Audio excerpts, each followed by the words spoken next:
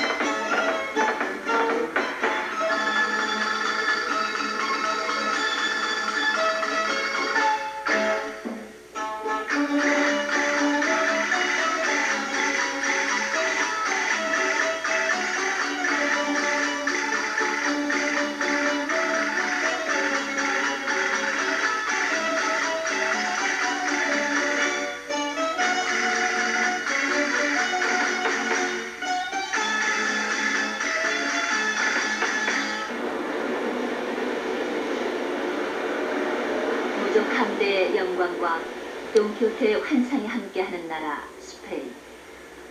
또한 태양과 정열이 눈부시게 출렁이는 곳.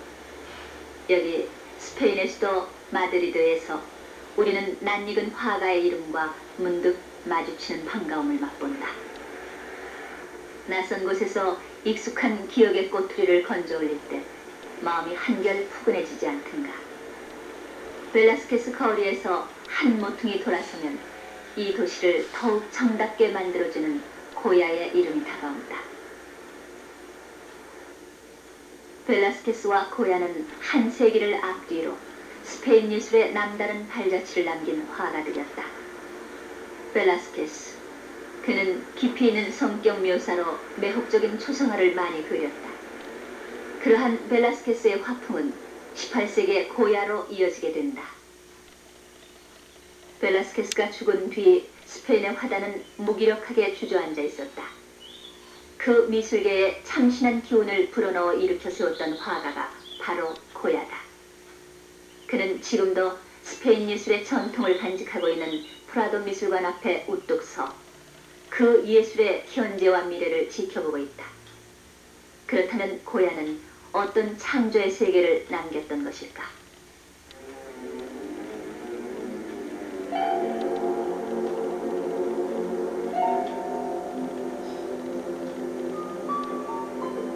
여기 예장의 현란함으로 당당하게 버티고 서 있는 한 왕가가 있다. 스페인의 카롤로스 4세의 가족. 고야는 그들의 화려한 외면보다 허영과 탐욕으로 가득 찬 한낱 어리석은 인간들의 모습을 이 그림에서 보여주고 있다. 이처럼 결코 보여지는 것뿐만 아니라 그 너머에 숨겨진 세계도 속속들이 드러내는 예술. 그것은 화가 고야의 위대함이었다. 이 무렵 그는 수속 궁정 화가로 성공했었다. 그 성공을 지키기 위해 권력의 그늘에 있었지만 결코 화가의 혼을 내팽개치지는 않았다. 그렇지 않았다면 왕가의 초상화를 이토록 적나라하게 그려내진 못했을 것이다. 고야는 이 그림을 통해 이미 스페인 왕정의 암담한 미래를 예견해 본 셈이다.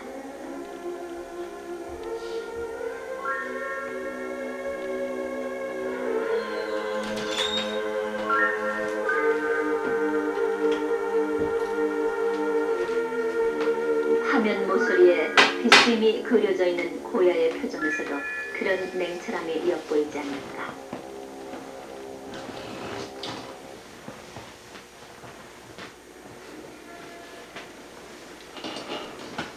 이처럼 고야는 자신의 붓으로 엄격하게 진실을 추구했다. 궁정의 어용 화가이면서도 못내 그 예리한 관찰자가 되기를 포기하지 않았던 것이다. 고야의 인간성에 대한 탁월한 표현을 잘 드러내주는 또 한 작품이 있다.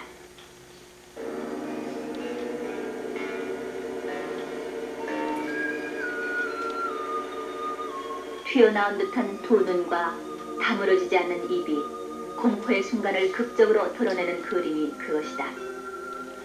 1808년 스페인의 나폴레옹의 군대가 침공하자 마드리드 시민은 저항한다. 그 보복으로 행해진 무차별 살상의 비극을 보며 인간의 야만성을 뼈저리게 느낀 고야. 그는 근대 회화사의 이종표가 되는 이 작품을 남기게 된다. 무감각한 기계와 같은 프랑스 병사들, 죽음의 차례를 기다리며 온몸으로 절망감을 부르짖는 마드리드 시민의 모습. 이 모든 것들이 넓게 흐르는 듯한 분놀림과 색채의 극적인 명암 대비에 힘입어 강한 호소력을 지닌다. 그의 힘찬 시각적 표현은 잔인한 탄압에 대한 민중들의 반항을 영원히 상징한 것이다.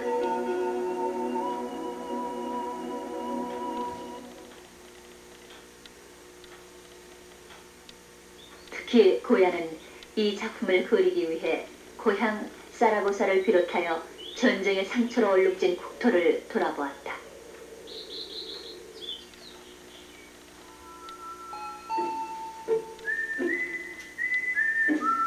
그는 전쟁이 얼마나 인간을 황폐하게 만드는지 남김없이 지켜보았던 것이다. 허물어진 성벽보다 더 이질어진 것은 인간이었다. 그 후 6년 동안 공포와 탄압이 스페인을 검게 물들였다. 이런 모든 고통을 차기차게 거두어 들여야 하는 동포와 조국이 그에게 강한 애정을 불러일으키게 된다. 그리하여 고야는 전쟁의 수레바퀴 아래 상처 입고 절규하거나 짓밟혀진 인간의 모습을 붓으로 기록했다. 이름하여 1808년 5월 3일.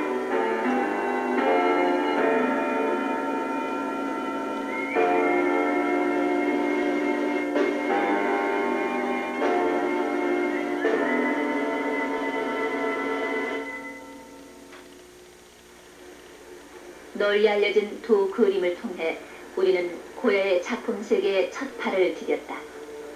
여기 산페르난도 아카데미는 그의 예술을 이해할 수 있는 또 다른 안내자가 되어준다. 좌절의 쓰디쓴 맛을 본 끝에 고야의 예술과 출세의 디딤돌이 됐던 곳이 바로 이 아카데미인 것이다. 동양인 최초로 마드리드 대학에서 미술사 학위를 받은 김수희 씨가 이 미술관 관장을 만나봤다. 안녕하십니까?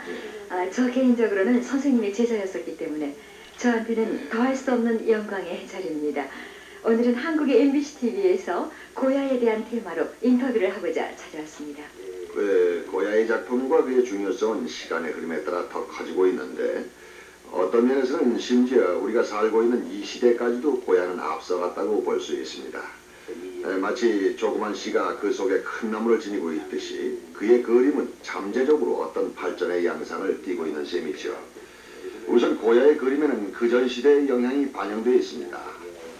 그 예로 벨라스케스의 기법을 들 수 있는데 색상의 선택이나 붓의 터치에 있어서 그가 받은 영향을 뚜렷이 알 수가 있는 것입니다.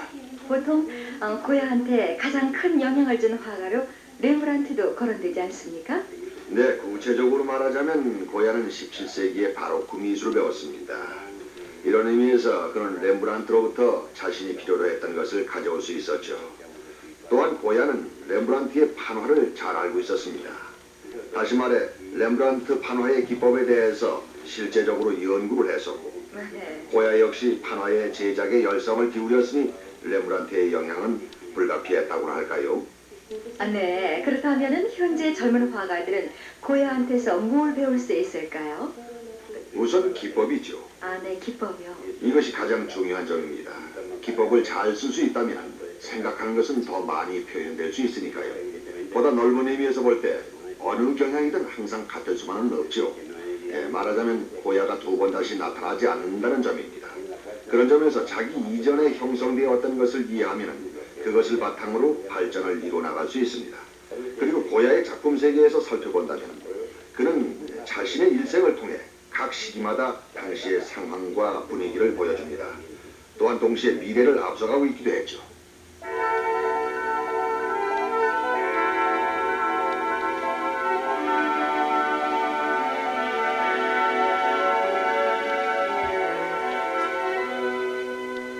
프란시스코 고야.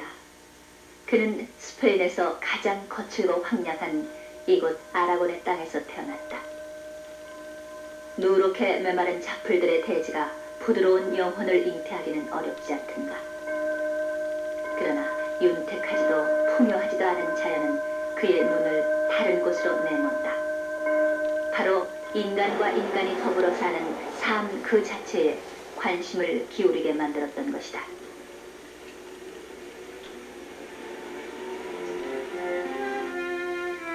물려줄 것이라고는 아무것도 없다는 이유로 유서도 쓰지 않고 죽었던 아버지는 복음을 직업으로 하는 사람이었다. 그러나 어머니는 손바닥만한 땅이라도 가진 소귀족의 후예였다고 한다. 보잘것없는 평민과 이름만의 귀족이 빚어낸 영혼이 고야였다. 어쩌면 그 기우뚱거리는 혈통 속에 고야의 불타오르는 출세욕이 준비되어 있었는지도 모른다.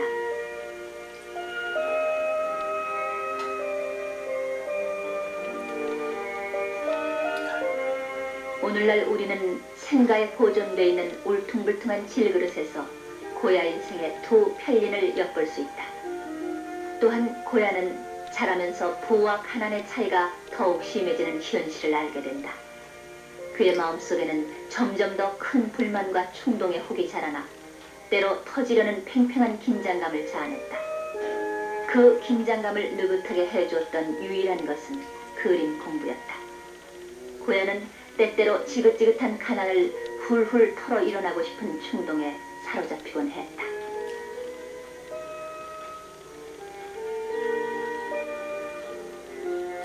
고야가 그토록 동경했던 새 세계는 14살 때 처음 그를 찾아왔다. 그의 가족은 아라곤 지방의 수도 사라고사로 이사했고 고야는 여기서 4년 동안 학교를 다니게 된다. 그러던 어느 날 숫덩어리로 땅바닥에 그림을 그리던 소년 고야를 눈여겨본 사람이 있었다. 그는 수도승이었다. 그의 후원으로 호세 루산이라는 화가의 아뜨리에에서 고야는 그림을 배우게 된다. 집으로 돌아오는 길에 그는 대성당 앞 광장에 멈춰서서 도시가 주는 매력을 한껏 들이크곤 했다. 그리고 날마다 선생님이 시키는 대로 판화를 모사하고 유화와 대상을 열심히 배웠지만 알 수 없는 갈증이 치밀어 오르는 시절이었다. 그러나 이 무렵 고야는 자신의 운명의 길잡이가 되는 한 사람을 만나게 된다.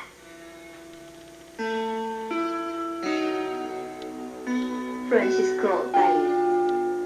훗날 그의 처남이 되는 바이유는 고야의 인생에서 여러 가지 역할을 담당한 인물이었다. 때로 자상한 선생이나 보호자가 됐고, 때로는 동지로서 우정을 주고받기도 했다. 그러나 어깨를 겨누는 가장 쓰라린 적이기도 했던 바이유는 언제나 고야보다 한 걸음 앞서 성공의 길로 나아갔다. 그가 당시 최고의 화가 맹스의 부름으로 마드리드에 가자 고야도 그의 뒤를 따랐다.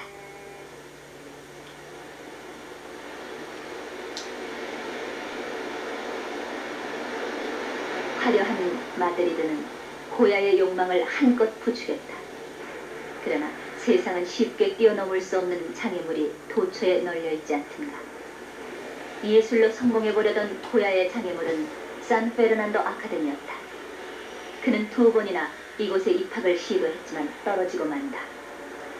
그것은 실력이 없었던 것보다 고야의 작품이 아카데미 심사원들의 낡은 전통을 만족시키지 못한 탓이리라. 그에게 올라가야 할 계단은 너무 많고 그 위의 세계는 아직 아득했다.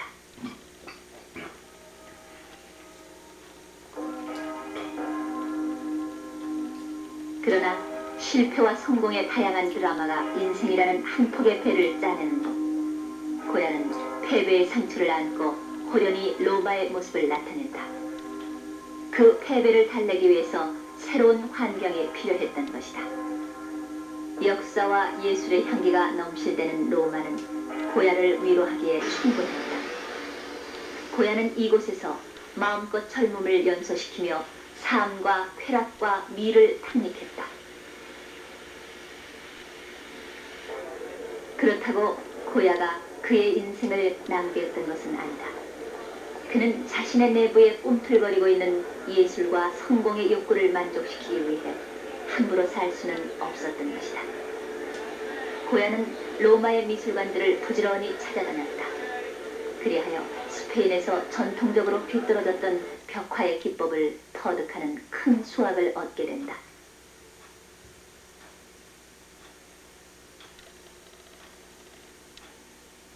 이처럼 위대한 그림들 앞에서 오랜 시간 열정을 쏟아부었던 고야. 그는 알고 있었다. 이제 솟구치는 에너지로 손에 붓을 들기만 하면 자신 또한 이름난 화가가 되리라는 것을.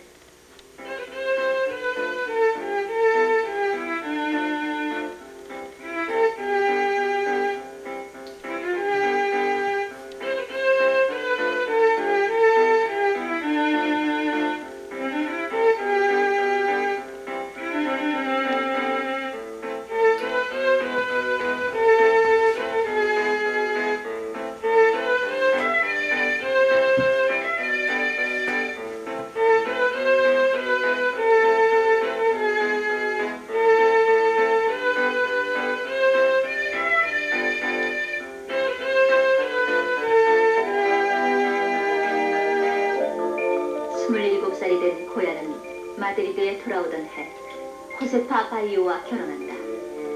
이것은 상류 계층을 향한 최초의 발돋움이었다. 그의 아내는 이미 아카데미 회원이 된 프란시스코 바이오의 누이 동생이었던 것이다. 그리하여 처남의 후원으로 고야는 마드리드 사교계에 등장하게 된다.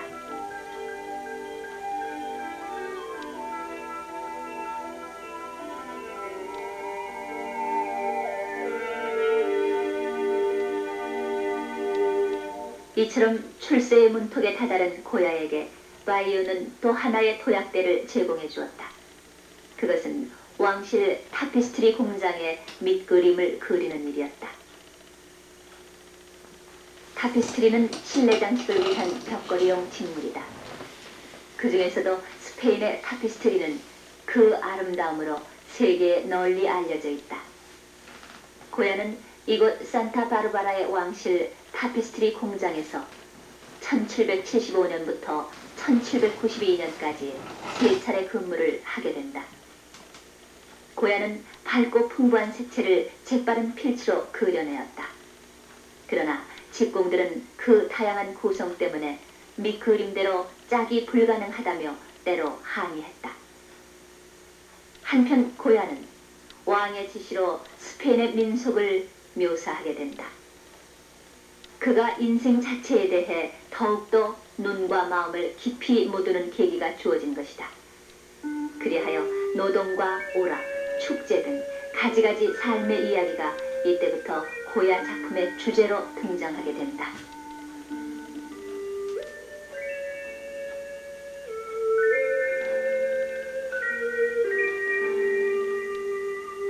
이 공장에는 고야의 밑그림을 바탕으로 제작한 2개의 타피스트리가 보존돼 있다. 이것은 로코코풍으로 감미롭게 빨래하는 여자들을 묘사하는 작품이다. 이 그림의 밝고 선명한 색채처럼 당시 고야의 인생도 스페인의 정세도 평화로운 편이었다. 재료의 자유로운 사용, 대담한 구도, 뛰어난 상상력, 이 모든 것으로 마드리드의 미술 애호가들을 열광시키게 된 것이다. 또한 이 무렵의 고야는 야망의 달성을 위해 앞으로 내달을 뿐이었다. 드디어 고야는 궁정에 출입하게 된다. 그리고 산 페르난도의 회원이 되고 다시 회화부 차장으로 선출되는 영광을 누린다. 그러나 영광의 시간만이 그를 지켜주었던 것은 아니었다. 렘브란트처럼 고야도 2 아이들이 태어나자마자 죽는 슬픔을 사겨야 했던 것이다. 그런 아픔 속에 태어난 셋째 아들 하비에르는 잘 자라주었다. 사랑하는 자식의 성장을 지켜보는 아버지로서의 기쁨도 누리게 된 고야. 그는 이제 스페인 대중들로부터도 국가적 화가로 우상시됐다. 또한 그는 알바 공작을 비롯하여 귀족, 정치가, 지식인들의 사회 상류층과 교류하는 명사이기도 했다. 그러한 귀족 중 고야의 생애를 통해 왕실을 제외한 최대 후원자는 오스나 공작이었다. 그 가족을 그린 이 작품에는 레오나르도 다빈치의 영향을 받아 윤곽선이 희미하게 흐려져 있다.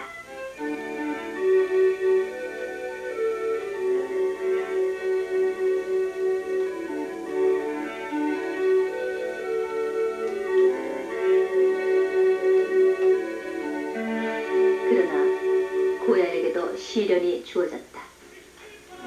1792년 46살 되던 해 안달루시아의 휴양지에서 중병을 앓게 되어 그의 귀는 멀어버리고 말았다. 귀머거리가 된 것이다.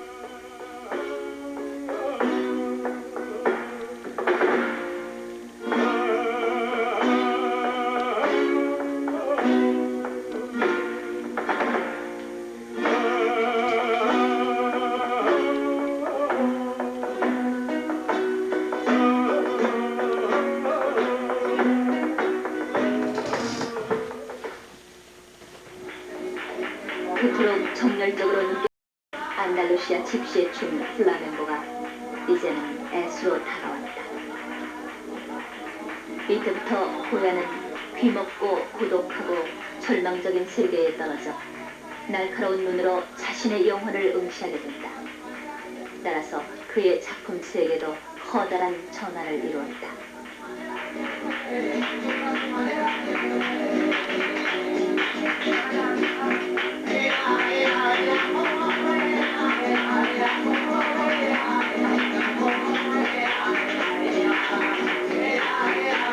회복된 그 그림 정어리의 매장에서 검은색의 강한 타치가 그의 변모를 예고해준다.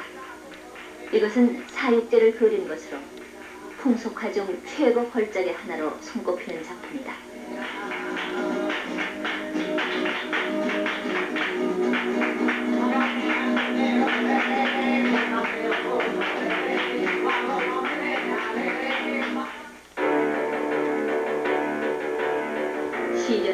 변화를 낳고 그것이 창조의 무한한 에너지로 전환될 때 인생에 진정한 의미가 있지 않든가. 고야에게도 그런 삶이 가능했다. 후기에 제작한 이 판화들은 그의 예술을 더욱 값지게 만들었다. 그중 가장 유명한 것이 이성의 잠은 괴물을 낳는다이다. 인생의 탐욕, 위선, 잔악성, 목매함, 방종, 어리석음, 그 피할 길 없는 운명을 나타낸다. 그것은 단테의 지옥을 방불케 한다. 다만 죽은 자의 순환보다 살아있는 자의 고난을 그렸다는 점에서 다를 뿐이다. 그에게는 삶이 죽음보다 더 비극적이라 생각되었던 것이다. 이처럼 후기의 고야 작품에는 충만한 힘, 일견 종교적이고 풍자적인 강렬한 힘이 자리잡기 시작한다.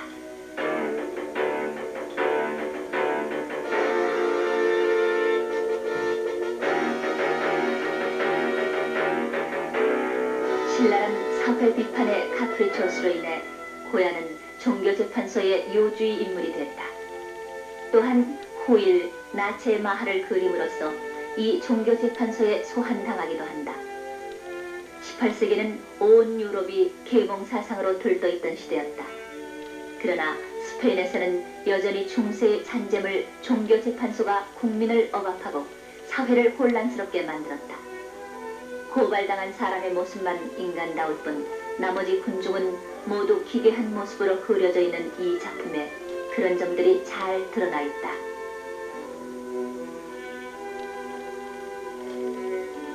어린 시절 고향 사라고사에서 목격했던 정신병동의 장면을 묘사한 작품이다. 오랜 세월 고야의 가슴 깊숙한 곳에 가라앉아 있던 이 충격적 장면이 왜 이제사 떠오르게 된 것일까? 출세를 위해 앞으로만 달리던 고야가 삶의 어둠은 기억하고 싶지 않았는지도 모른다. 그러나 이제 고야는 영혼의 눈을 부릅뜨고 그 모든 것을 엄격하게 지켜보는 것이다. 아니, 환상의 날개를 활짝 펴고 더욱 격렬하게 탐구하게 된다. 그리하여 인간에게 질문을 하고 인간에게 그 자신의 고독과 직면하도록 만드는 예술 세계가 탄생하는 것이다. 운명은 그의 아첨하는 자에게 잔인하다. 정상으로 오르기 위한 노력은 한 가닥 연기로 사라진다. 우리가 높이 오르는 것은 다만 떨어지기 위함일 뿐인 것이다. 고야는 이 그림에서 잔인한 운명을 끌고 가는 인간의 모습을 드러내고 싶었는지도 모른다. 그러나 매번 떨어지더라도 다시 고쳐 일어서야 하는 것이 또한 운명이 아니든가. 고야, 그도 청각을 빼앗기는 운명의 장난에 맞서 의지의 운명을 창조한 화가였다.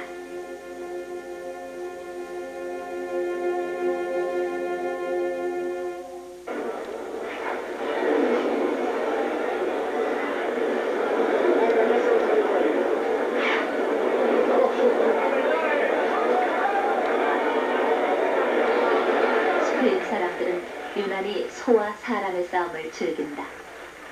그들은 흥분이 가득 찬 투장에서 소리 지르고 감격하며 자신을 내맡긴다. 그러한 투는 고야 시대에도 마찬가지였다.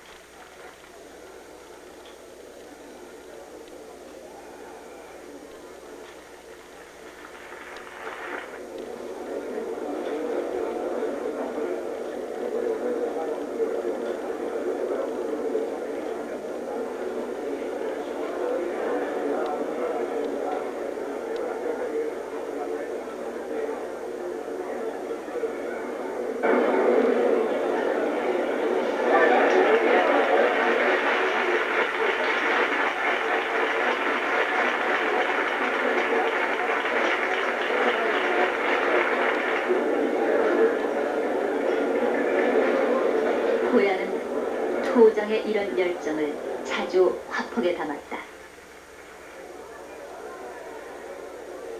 산 페르난도 아카데미에 소장되어 있는 이 그림은 소에게 일격을 가하려는 순간을 그린 것이다. 격렬하게 움직이는 동적인 자세와 군중의 긴박한 분위기가 잘 표현되어 있는 작품이다. 사람들은 가슴을 열고 하나가 되어 모험과 열정의 도장에 모여든다. 그들이 막연하고 미지근하기보다 생생하고 정열적인 스페인 정신을 이루는 것은 당연하지 않은가. 그러한 생기와 감각적 요소가 고야의 작품을 더욱 화려하게 만든다. 1819년 스페인 왕실의 방대한 미술 수집품을 공개하기 위해 설립된 곳이 프라도 미술관이다. 이 미술관 출입문 앞에 고야 동상을 눈여겨보면 그 발 아래 아름다운 여인이 누워있다.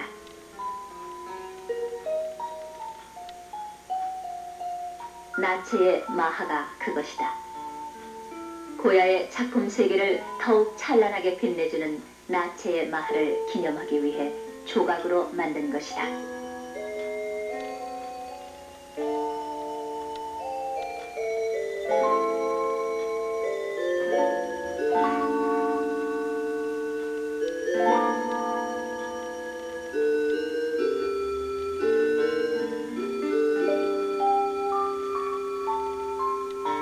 이 그림은 고야의 작품 중 가장 널리 알려져 있는 나체의 마하와 짝을 이루는 것이다. 마하는 스페인어로 매력있고 쾌활하며 자유분방한 여자를 뜻한다.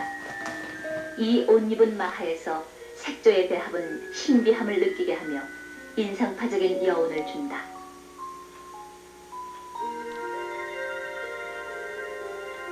우아하게 물결치는 육체의 곡선, 신비로운 광선에 쌓여 진주빛 감도는 매끄러운 피부, 분홍빛 뺨과 고혹적인 인내, 가지런히 모두어진 발끝에 생생한 표정. 이 나체의 마하가 매혹적인 눈빛을 던질 때 우리의 넋에 한순간 불꽃이 당겨진다. 이것은 엄격한 카톨릭 국가에서 신화 속의 비너스가 아닌 발가벗겨진 인간을 그렸다는 점에서 대담한 시도였다. 현실과 미, 정열과 이상이 어우러져 생생한 매력을 풍기는 이 작품의 주인공은 누구였을까? 고야의 생애에서 많은 일화를 남겼던 알바 공작 부인, 그녀가 모델이었을까? 스페인의 그림을 전체적으로 봤을 때 거의 종교적인 테마의 그림이었습니다. 고야는 스페인에서 존재하지도 않았던 나치화의 하나를 그렸다는 점에서 이 작품은 커다란 중요성을 지니고 있습니다. 또한 이 그림에 포함된 관능미는 정말 놀랍지요. 알바 공작 부인의 나체를 보고 그림을 그렸다는 것은 사실입니다. 고야와 모델 사이의 관계가 깊었다는 것은 작품에서 잘 보여지고 있습니다. 그렇지 않았다면 그런 관능미가 그토록 발랄하게 표현되지는 않았을 테니까요. 피부며 가슴이며 다리에 화가의 사랑이 없었다면 이런 아름다움은 그려질 수가 없습니다. 공작 부인이 화폭에서 보여주는 관능미는 피카소의 판화에서조차 쉽사리 찾아보기 힘들죠. 피카소 역시 고야적인 충동을 이어받은 화가임에도 불구하고 말입니다. 작품의 차원에서도 역시 비슷했죠.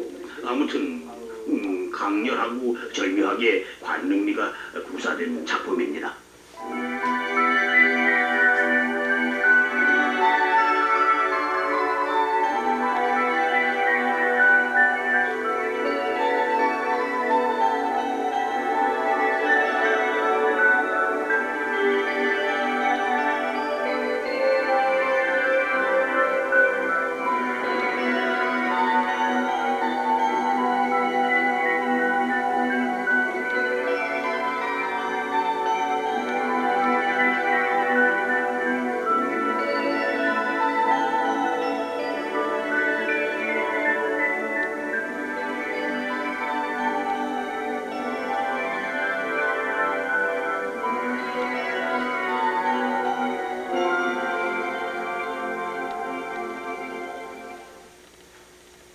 고야와 나체의 마하. 그는 이처럼 솔직하고 본능적인 태도로 그림을 그렸다.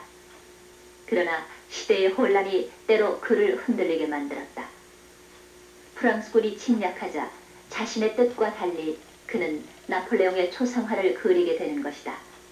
그러나 고야의 독립과 자유에 대한 믿음은 환상적인 한 작품으로 암시된다.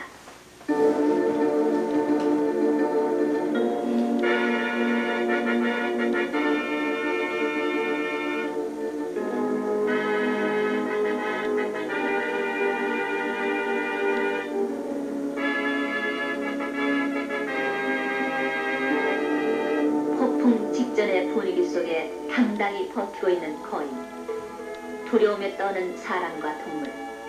이 대절적인 장면에서 고야는 무엇을 말하고 싶었을까?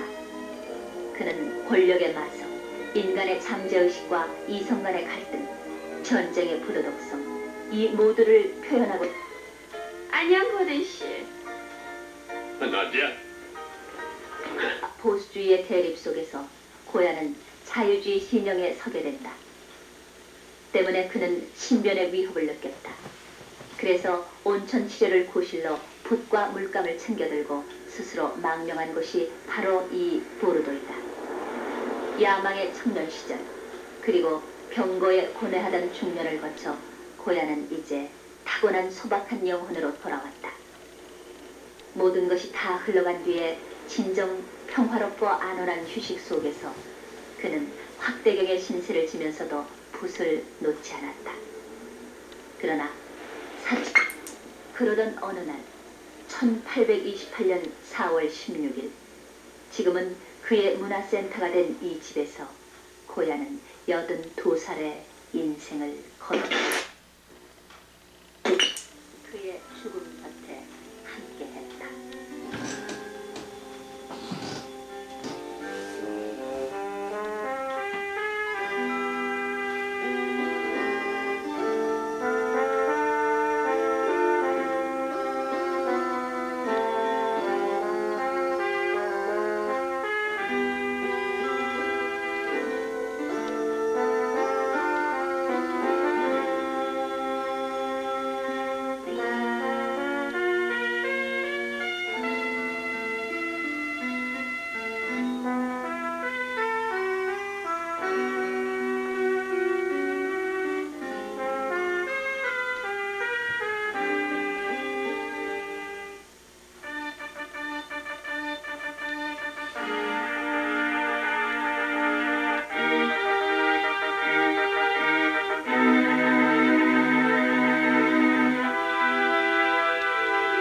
의식이 흐트러지는 죽음의 순간에도 자신의 손을 물끄러미 응시했던 고야.